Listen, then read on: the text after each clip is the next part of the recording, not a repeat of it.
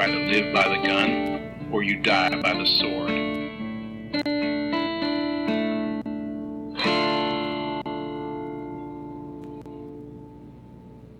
Welcome to The Good, the Bad, and the Weird. I'm Nico. And I'm Chris. And today, this is actually our first in our what we're calling the Spotlight series. And we're using it as a way to discuss things we can't really cover in the main episodes. And when we don't have a movie we really want to see, but there's a subject we want to cover that kind of relates to what we're talking about, yes, we can talk about it. And in our group of friends right now, it is Nic Cage November. Yes. So what better way to start Spotlight Teen than with Sir Nicolas Cage himself? I would drop the sir. He is not a sir. No. But... well, Or shall I call him Nicholas Kim Coppola? Bum, Yes. bum, bum. I think it's Coppola. I don't know. I can't pronounce it. So yes, we are covering Nicolas Cage. This kind of started off as a joke when we were discussing starting the podcast. And we've had this discussion with a couple different people at work and family members as well. There's apparently a very big divide on Nicolas Cage and, like, current memory. I only know Nicolas Cage as a shitty actor. Not as, like, he is bad, but as in, like, oh, Nicolas Cage is in this film, it's gonna be a bad film. I'm gonna enjoy it, but it's gonna be bad. And I honestly didn't really explore his movies until recently. Yeah. And I had known him from The Wicker Man, Family Man, and I knew he was a national treasure, which I hadn't really seen until a year ago. Yeah. But, I would say National Treasure was, like, his peak for, like, our local, like, cultural relevance level. But everyone else that we've talked to, who are not on the same age plane as we are, remembers him as a really good actor who just, man, got them hard times. So it was very interesting digging into him, because we knew he was eccentric. We knew he was a little quirky. I didn't realize how quirky he was. Yes, he is a very interesting man. I started off, when you first met me, I despised him. And my buddy Rick out in Texas, I was talking with him about it. And he says, do you really hate him, or do you hate that your ex-girlfriend thought he was the most attractive guy? But she's not the only one. I've I run know. into so many articles explaining how Nic Cage is a beautiful man. And I'm not saying he's not. He's just not my taste in people. Yes. In one of the movies we'll be covering later this month, the producer was talking about, like, the lighting of his face. He has a very traditional Italian-looking face. He looks very Italian. I don't remember off the top of my head, but I want to say that, like, he's, his family is heavily Italian. They are. Right? His grandparents are from Italy. That's right. Thought I was remembering that right. His mom was an actress, or his grandmother was an actress, and his grandfather was a composer. Yes. His own father, August Coppola, was a literature professor, and his mother, Joy Vogelsang, was a dancer and choreographer. So he was... Well, let's not just leave it there. He was also born and raised in California and went to Beverly Hills High School with a bunch of other famous people. And the piece de resistance. Mm-hmm. His uncle is the Francis Ford Coppola. And part of the reason why he claims to have changed his name was he didn't want that family influence to hold him back from his true calling of acting. But that didn't stop him, because if I remember right, his very first role, he auditioned as Nicolas Coppola. Well, if I remember right, I don't even think it was just his first one. I want to say his first couple ones, because there's only one movie where he's credited as Nicolas Coppola. So this was clearly before either... I don't know if he actually legally... He must have legally changed his name, because that's what he's on. Like, that's his name. Yeah, and so... I don't think you legally have to change your name. It's like how people have pen names and screenplay names. Yeah. Yeah, I guess so. I don't know. I don't know. It feels very odd. Now I have to know. He actually changed his name according to Google. Huh. Legally changed his name. He legally changed his name. Interesting. Well, dedicated to the cause, I guess. Yeah, well, I know before that, he had told his uncle that he was trying to convince Coppola to give him a screen test. And he said, Yes. You want to see acting? I'll show you acting. Yeah. To the silence of the car, because at that point, Coppola had already directed like Marlon Brando and De Niro. Yeah, some pretty big names by that point. And it's not like Nicolas Cage was a seasoned actor at that point. I think he was still in high school, He was right? 15, I think. Yeah, yeah. Some high school punk telling you that you've never seen acting before. But not just telling someone he's never seen acting before, telling Francis Ford Coppola he has never seen acting before. Yeah, I mean, why not? Yeah. So he definitely knew what he wanted to be from a very young age. Because on top of going to the Beverly Hill High School, I think he also went to a specialized acting school for youth. I don't live anywhere fancy. We don't really have fun university things like this. But I think he went to a school to act and also do classes, right? They teach you both? I believe so, or if it was a high school, it was a high school that had a great theater program. I've only ever heard of this sort of stuff in fancy movies, so I have no idea what that entails. I assume you still learn math, but I don't know. I would hope so. Well, he clearly did not learn math. That's questionable now. And I also was kind of surprised that he actually has won several awards and been nominated for lots of awards. Because again, I grew up with Nicolas Cage. The height of a Nicolas Cage movie was National Treasure. Mm-hmm. That was as good as it was going to get in my mind. So I wasn't aware he had an Academy Award and a Golden Globe Award. Yeah, and back to, he knew he wanted to start doing that when he was young. Yes. Well, I mean, with a family tree like that. Yeah, it's kind of hard. I think his brothers and some of his nephews and nieces are, and I know his son is. Yes. His son was actually in Lord of War. Yeah. And he's the mechanic who takes apart the tank. Yes. Or not the tank, the helicopter. Yeah. And he's done a lot of stuff with the son, too, and it's kind of cool to see. I mean, it is fun. I personally like seeing a little bit of a lineage in acting. Mm-hmm. Not too much, but a bit. Yeah. So it is kind of fun, especially when you get to play the game, like with the game with Marilyn Manson, where you get to play who's related to who. Because at this point, nobody looks like each other. Oh, yeah. The older you get. Oh, yeah. But I do kind of like this quote that he stated to Jen Shelby in Nicolas Cage on the Rise of Celebutard. Sure. Published in The Independent, some that's definitely how it's newspaper. Pronounced. He stated he wanted to be James Dean. Yes. Yeah. Yes, he did. I saw him in Rebel Without a Cause, East of Eden. Nothing affected me. No rock song, no classic music, the way Dean affected me in Eden. It blew my mind. I was like, that's what I want to do. Yes. And then he decided, well, I can't continue to be a Coppola? Can't keep being that. I want to be my own actor. Well, this is something that I kind of briefly knew about him, but I didn't understand the extent of it. I knew he was a big comic book fan. And he based his name off of the Marvel character Luke Cage, which has luckily found a resurgence with the Marvel TV shows. Yeah, I've only seen him in the Jessica Jones, and I've only seen season 1. Yeah. But I didn't realize how... I knew he was a fan.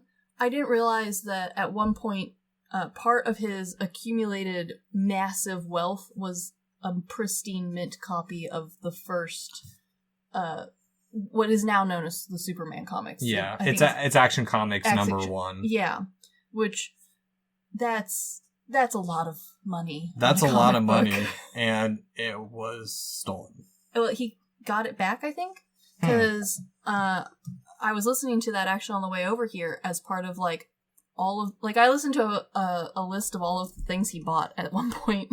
Which is a lot of things. And it was stolen, and then I think there was either a TV show or a pawn shop that someone was trying to sell it at, and he got it back, but at that point he'd already gotten the payout from the insurance company, and so it was kind of, sounds like some hoops had to be jumped through to get the comic book back. I don't know if he still owns it, because I think this was pre-him... IRS. Pre-taxes. Yeah. So I don't know if he still owns it, but I do know it's no longer in the stolen black goods market, as far as I know. Yeah. And, like, to that extent, he has done some weird stuff. Like, I learned recently, he went on a quest for the Holy Grail. I mean, yeah, why not? If you have the money, if you might have as the well. money, well, and then I knew he was extreme in some of his methane acts, because he calls his own style Nouveau Shamanic, or Nouveau Shamanistic. Or I've also heard him in a couple interviews call it German Expressionism. And Western Kabuki. I didn't run into that one, but I did read it, and I'm not sure I understand that one. I don't either. Yeah, he's he's described it as that, and he's also said he'll have to write a book on it, which I would read. I will buy that book. Yeah, I would definitely want to read it, because, like, while he does sound like, from the interviews I also listened to of the actors and actresses who had to work with him, he did sound like maybe he was a bit of a pain in the butt to work with. I am interested to understand what drives a man to remove his own teeth without anesthesia. Sadists. What? Oh, no, masochists. Yeah. Well, he, according in the interview that I watched, he did it because he wanted to understand the pain of a veteran. This is also the man who, I think it was for the movie Rain Talkers. I don't have all of them down. I just have a list of what he's done. He has 104 movies. It's a lot. Well, so for that role, I don't know which movie it was exactly, he learned Navajo. Yes. His character never speaks Navajo in the entire movie. I feel like it was a good excuse. He has also worn bandages on his, I think it was on his face, for so long that they caused infections and sores, which he then had to heal from. You know, so that he could know what that was like. And then I read once, and I would very much like to know what movie this is, because it would be very high on my list of things to make the group watch. Apparently during one movie he had hot yogurt poured over his toes. Yes, so he could get in the mood or some weird thing like that. Truly, I got to the hot yogurt part and went, good enough. Yeah, he's But at the same time, now that I've seen some of his pre-taxes work. That's a nice way to put it. He really was a very compelling actor. He was in a lot of stinkers before that too, though. Oh no, like I appreciate that a lot of people chalk up the needing quick cash to his choice in movie making. I'm not 100% sure that that's accurate. No, to be honest with you. No, honestly, I think he seems like the kind of guy who's just open to whatever. Yeah, he takes the roles he finds interesting, and he finds a lot of stuff interesting. And which honestly, I'm okay with. Yeah, no, I don't have any issues with that, because like, if he's having fun with it, it makes me think of one of my favorite Japanese directors, Takashi Miike. Yes, he's done everything from straight to VHS gore fest to family-friendly theatrical releases. He just does what's fun to him. Yeah, and I think Nicolas Cage maybe did more than he normally would have, but I don't think the quality in movie choices would have differed tremendously. Yeah. I still think he would have played in roles like Ghost Rider, because honestly, like, that sounds like something he'd be interested in. Yeah. Well, I mean, he's a comic book nerd. He wanted to be Superman, and he was cast as Superman in Tim Burton's Superman. Not just cast. I found out they actually made him the suit. Yes. Like, have you seen it? Yeah. It's skin tight, and he's got long... He does. He has flowing hair. Okay, but it's not just long flowing hair, because I've also now, unfortunately, seen pictures of a high school-aged Nic Cage. And the hairline has never been very far forward. No. He's always had a lot more forehead than I'm comfortable with. And so I want you to imagine that forehead, but with long flowing hair. And then, like, I know he's wearing it. Like, I've seen the photos. He's definitely wearing the costume, but it looks like it's photoshopped onto his body. Yeah. Unfortunately, that movie, I wish it had been made, but Tim Burton and the producers had creative differences, and so also, it got canned. I do think that Nic Cage in his superhero roles are probably my favorite ones to watch. because you can tell he's having a great time. And that's kind of my favorite sort of movies, is when you can tell the actors and actresses are having fun, regardless of whether or not the movie's actually good. Oh, yeah. But also because the idea of an angry Superman intrigues me. And even on roles where he's trying very hard not to be angry, he always looks angry to me. It's the eyebrows. It's not only that, he also overacts, and he's even stated that he overacts. Oh, he definitely overacts. I think the thing that I'm glad the Superman movie didn't happen with is because I'm not crazy about the idea of a Tim Burton spun Superman. To be fair, the Batman movies were so good, though. Like, his Batman movies were, for many of our generation, the defining Batman movies. Which, for sure. Like, those were my favorite Batmans. I could care less about current Batman. I want the Batman whose neck was so stiff he had to physically turn to see things. Whereas I grew up on Adam West. And, like, I didn't see those movies until I was in college. Oh, they're so good. They're so good. Yeah. But on the plus side, he did get to be Superman finally. He did. He voiced Superman in Teen Titans Go to the Movies. Which, I mean, at least he did. But Teen Titans Go is arguably my least favorite Teen Titans born literally ever. I'll watch any type of cartoon. I will happily sit down and accidentally watch a whole bunch of kids' TV, but not that one. They actually fought the iteration that we know of the best. I saw that. That episode was better than the meatball launching episode that I was originally introduced with. That one wasn't great. Yeah, but on top of that, not only has he done, he's now doing superhero movies. He was in the new Spider-Man movie, Into the Spider-Verse. And honestly, I thought he did a pretty good job. I have not seen it. You would like it. It's right up your alley. I mean, I have to watch it at some point because my goal is to see every single movie this man has been in. This is a fact. And then I don't remember if it was last year or the year before, but for either Christmas or your birthday, we decided to start you on a Nic Cage collection. You guys definitely sparked it, because before that I had only owned The Wicker Man, and then you got me Left Behind, and as my parents have always said, 2's a pair, 3's a collection, and so that's what started, and now I have 18 of his movies. Well, and we purposefully got you the Left Behind one because on multiple lists, because again, he has a lot of movies that he's been in, we purposefully got you that one because in multiple times it is ranked as his lowest, worst movie physically possible, and so we thought, why start at the top when you could start at the bottom and work your way into his good stuff. I think we actually watched it on my birthday, too. We did, and I think there was only a handful of us who read the original books that this was based off of. Yeah. And, boy, it was something. Oh, yeah. Well, and that's the thing, is he actually was good in that movie. Yeah, no, I wasn't angry at him. I've always had quarrels with the plot holes in the original ones. I understand the plot holes are there intentionally because, religious undertones and all that. But his acting wasn't actually the problem with the movie. There was just some weird writing and odd dialogue choices. The movie was about him trying to land a plane. It really was. It really was less about the actual Left Behind series and what all that entails and implies. It was really more Nic Cage trying to save a plane. It was like Scully, but the entire movie. Oh yeah, that's a good way to describe it. The other thing that I definitely want to cover about Nic Cage is right before taxes hit Nic Cage. Nic Cage was a very lavish spender. And in my mind, lavish spending looks a lot like the 1920s lavish parties. You own multiple houses, but in my mind, multiple means 3. 3's too many in my head.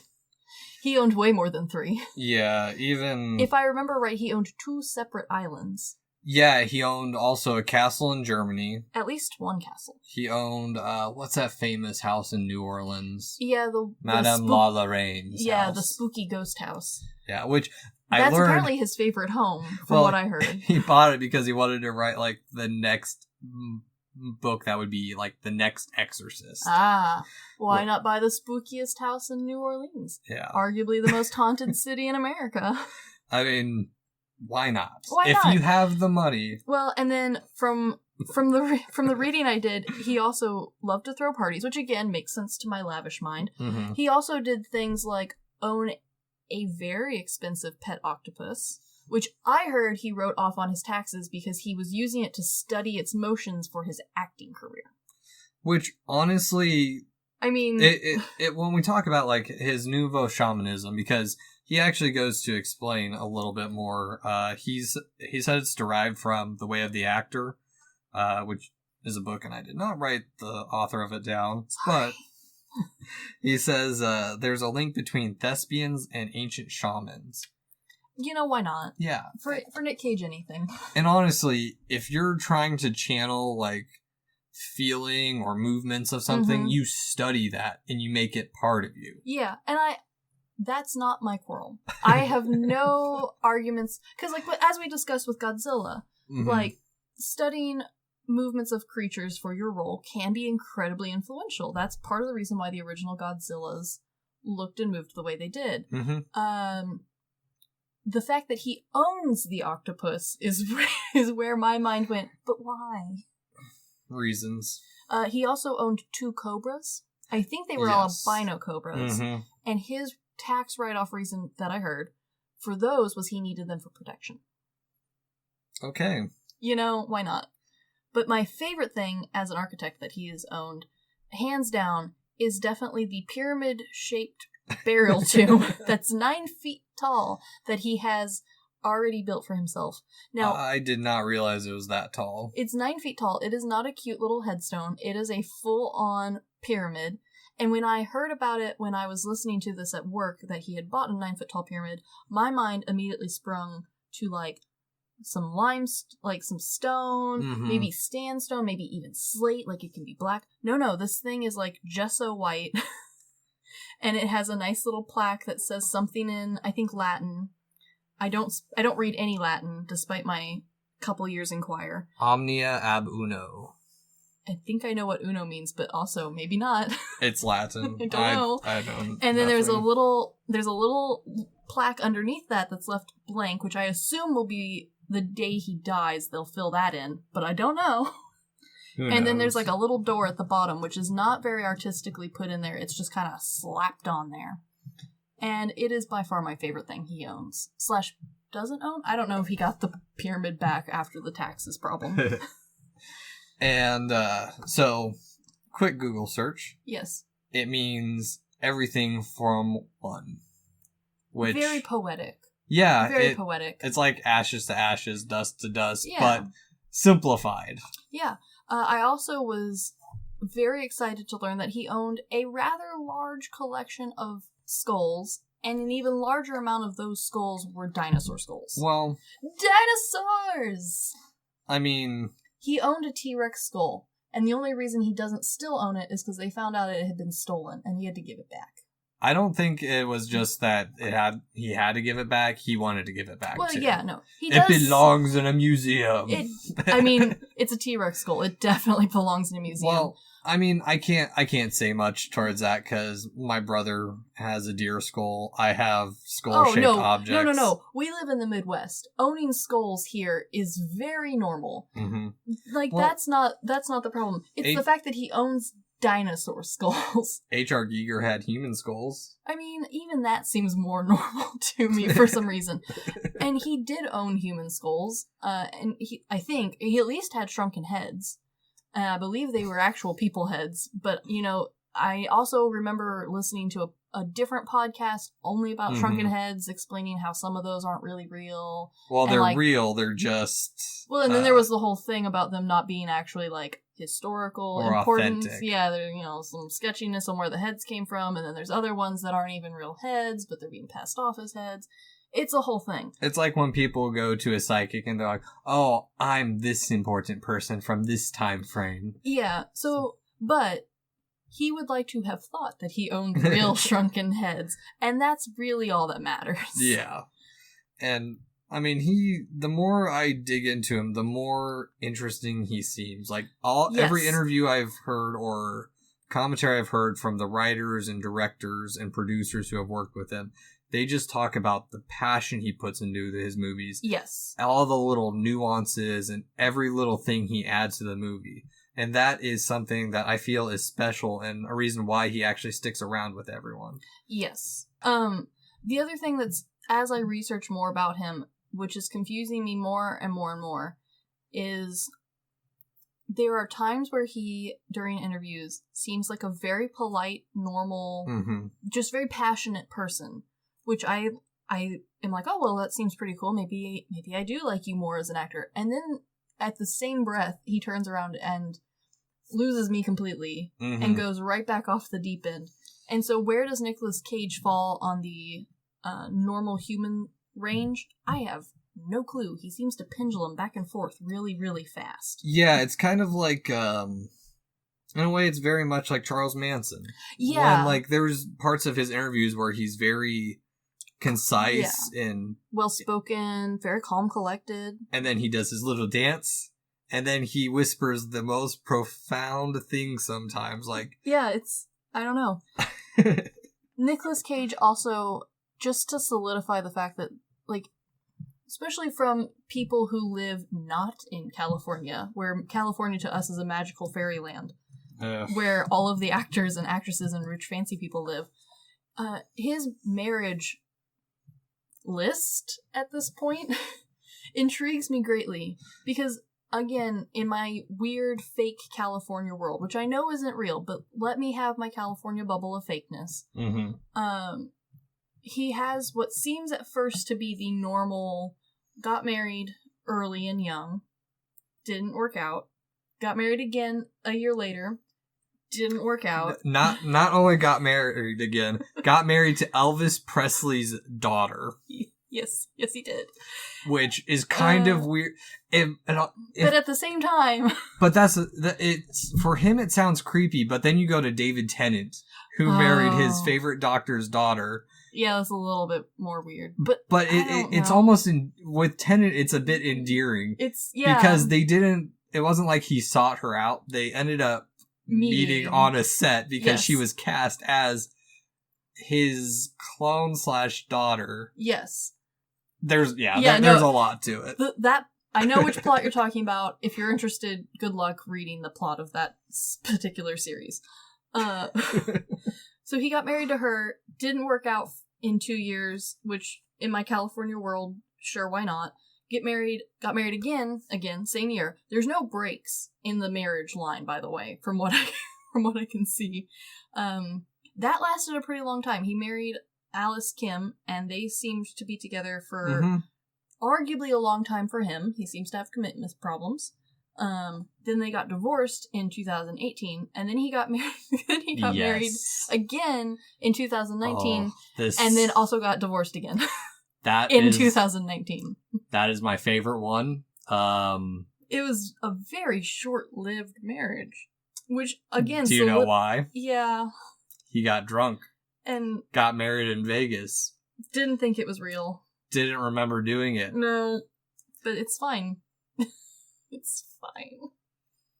Yes. Yeah. I was super excited about that. I'm pretty sure I went around to a bunch of people in the office and I'm like, dude, did you guys hear this? This is great. And this is back when, like, I hadn't really seen any of his movies, and I was kind of in the seething hatred, almost the level of hatred I have for California Building Code. Oh, California Building Code. Why are you so difficult? I have some choice words about California. As do I. The cities seem nice, especially some of the countryside seems really nice too. It looks just beautiful. It's just your building codes are a pain to read through.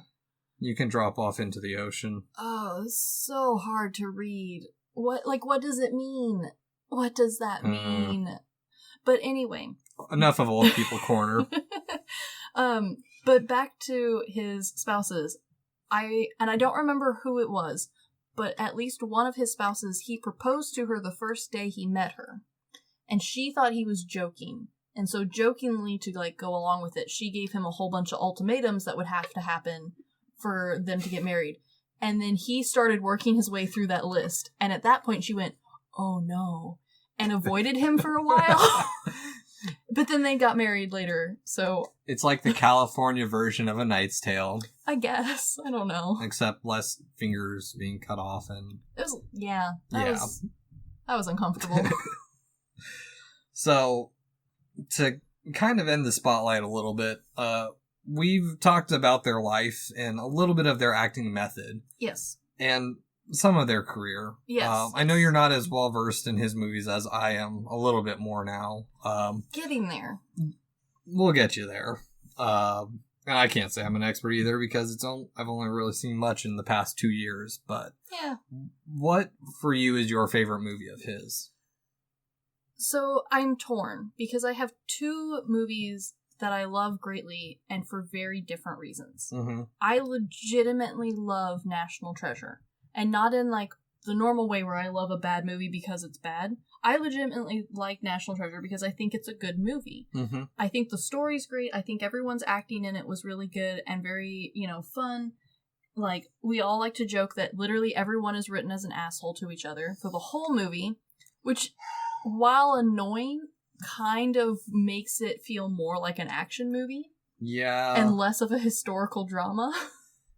Especially now, because the movie is starting to get dated. And yeah, I'm my take on National Treasure. I'm not a big fan. I saw it after the hype. Yes. And so that is probably, to me, like my favorite Nic Cage movie, because while he is over the top in it, his character and his acting is still very charming at points. He does slowly become kind of lovable, and you can kind of see more of a Nic Cage personality in it. Yeah.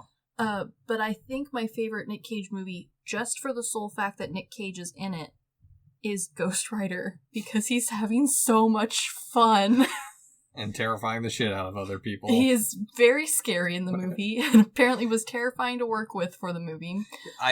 Supposedly, like, during the close-up scenes where he's screaming in people's face, he wore blackout contacts. Yes. Yes, he did. But, like, while I'm sure... Hi, Charlie.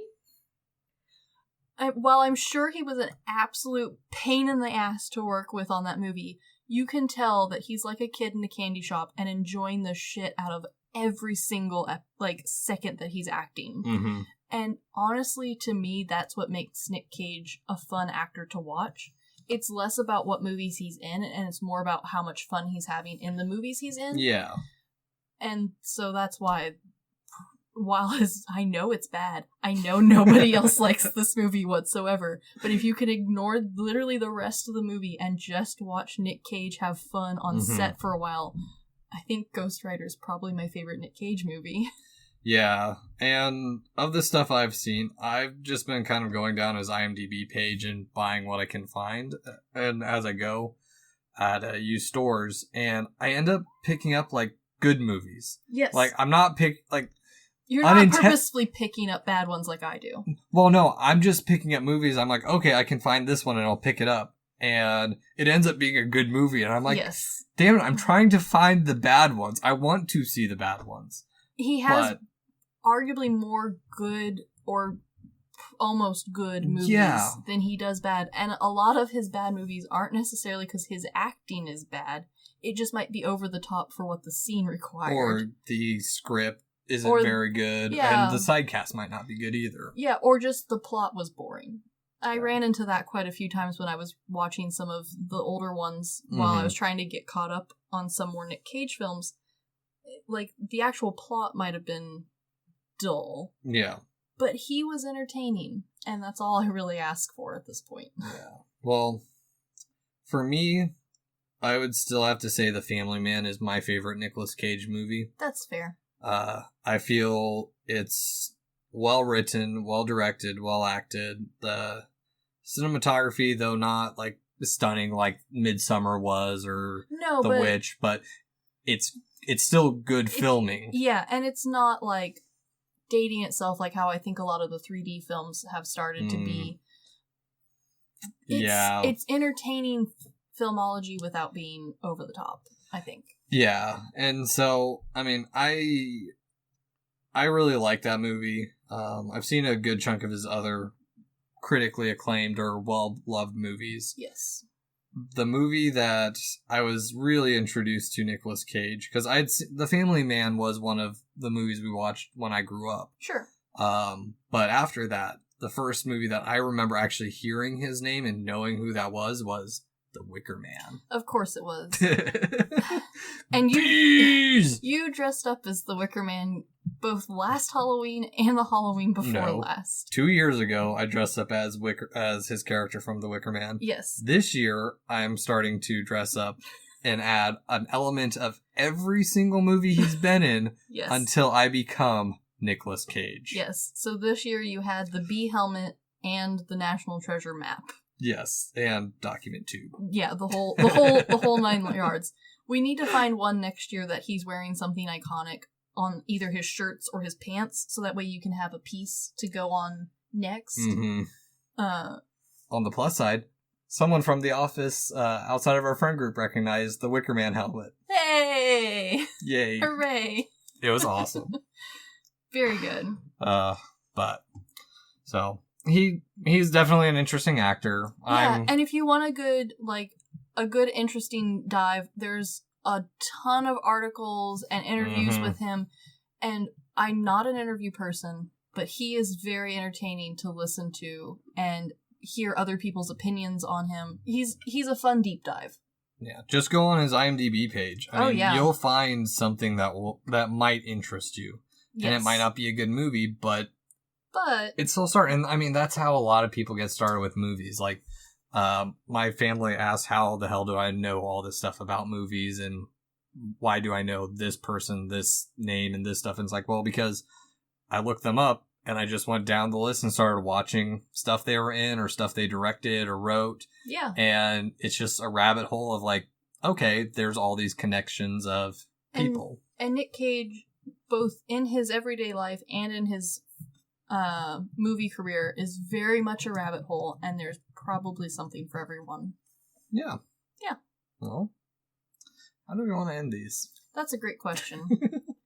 I guess. Thanks for listening. Peace.